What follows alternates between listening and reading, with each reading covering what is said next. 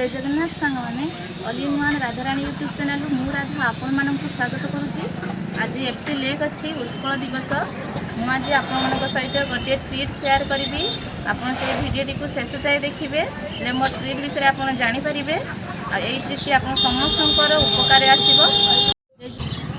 आज मु छात उपरे आपण सहित गोटे जिनस सेयार करी गोटे नुआ ट्रिट मुझे देखी से भिडटी आपको निश्चय पसंद आसो। आउ छात उपरे कलम शाग केमती कुंडरे होती पई पत्र मुझे पई पत्र भी गोटे रेसिपी आनी कलम शाग भी गोटे रेसिपी आनी चलते देखा। शाग काटिकी आमर ए घर कम चलती छात उपरे बहुत कंडीशन खराब हो छातर ऊपर तालाटा कम चली जल्दी जल्दी सकाळ आसी पूजा सारिकी शाग नेबी। आज शाग सहित पखाड़ खाइबा। देखो कुंडरे के भल प्रथम भिडियो कही मो तले जगह कम अच्छी से छात उपरे सब कुंडरे गछ लगे। देखु शाग के सुंदर से होती कलम शाग काटि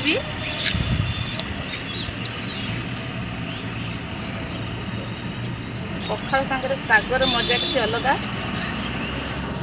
समस्ते खायापी भल पाती।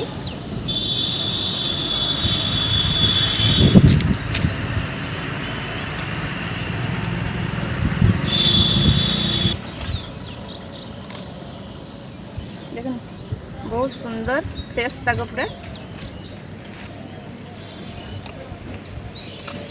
देखो पूरा फ्रेश शाग अच्छी। मुझे कलम शाग काटि नहीं मुझे पई पत्र पई पत्र धरबी। एथि भी गोटे रेसिपी आनी पई पत्र रे केते बड़ बड़ पई पत्र है। देखो पई पत्रटी बहुत बड़ बड़ अच्छी फ्रेश अच्छी।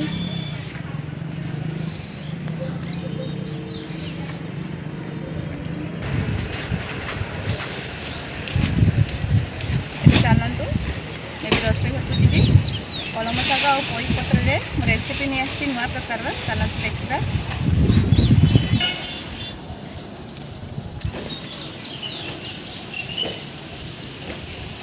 एबे आमे माँ झील 3 जन जाक पखाड़ खाइबू। आज जी शाग बनई पई शाग मसला से सब देखिए आमे पखाड़ खाइबू।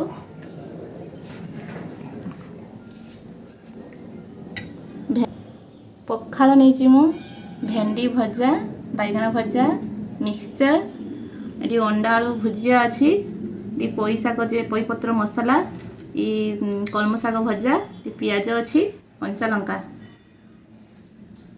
एबे आमे खाइबा आरंभ करिबा।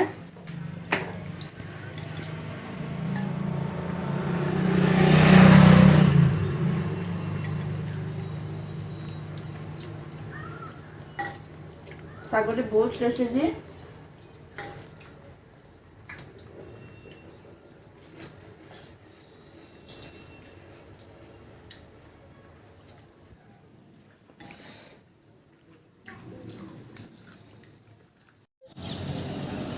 मैंने आपन सहित जो ट्रिपटी देखी एबे मोर बाकी रही मुझे आपन सहित शेयर करी ट्रिपटी आसतु देखिए मुझे कौन करुँचे।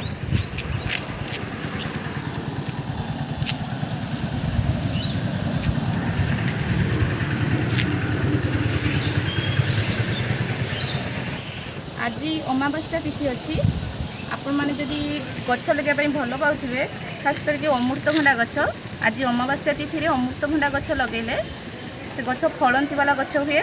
मुझे आज अमावास्या अच्छी मुझे अमृतभंडा गंजी ये चारा पकेबी।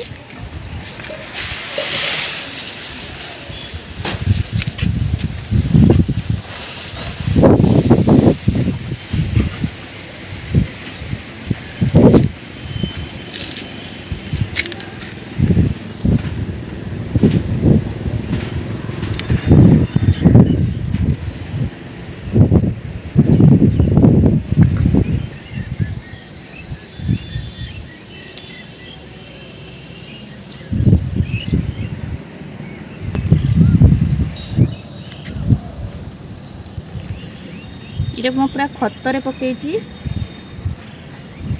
मुठे माटी दे देछि। एबे मुझे गोटे मग पानी दे दउछि। आपण एही भली भाबरे चाराटी प्रस्तुत करिवे।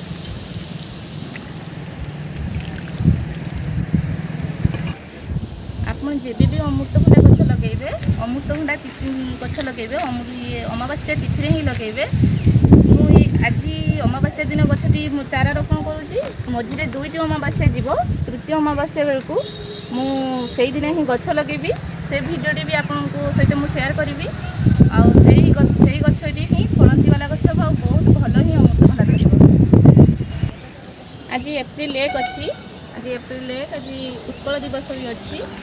ଆଉ ମୁଁ ମୋ ମାଟି ମା ପାଇଁ କିଛି କରିବା ପାଇଁ ଚାହୁଁଛି, ସେଥିପାଇଁ ସବୁବେଳେ ଗଛ ଲଗାଇବା ପାଇଁ ବହୁତ ଭଲ ପାଏ। ମୁଁ ଅମୃତଭଣ୍ଡା ଗଛ ଆଜି ଏପ୍ରିଲ 1 ଅମାବାସ୍ୟା ତିଥିରେ ମଞ୍ଜିକି ଚାରା ରୂପେ ଏଠି ପାଛିଆରେ କରିଦେଇଛି। ମୁଁ 2 ମାସ ପରେ ତୃତୀୟ ମାସରେ ପୁଣି ଚାରାଟି ଲଗାଇବି। ଆପଣଙ୍କୁ ସେ ଭିଡ଼ିଓଟି ବି ଆପଣଙ୍କ ସହିତ ମୁଁ ସେୟାର କରିବି। ମୋର ଯଦି ଏଇ ଭିଡ଼ିଓଟି ଆପଣଙ୍କୁ ଯଦି ପସନ୍ଦ ଲାଗିଥାଏ, ଲାଇକ୍ କରିବେ, ସେୟାର କରିବେ, ସବସ୍କ୍ରାଇବ୍ କରିବେ। ମୁଁ ଆଗକୁ ଏଇଭଳି ଭଲ ଭଲ ଭିଡ଼ିଓ ଆପଣଙ୍କ ପାଇଁ ନେଇ ଆସିବି। Thank you.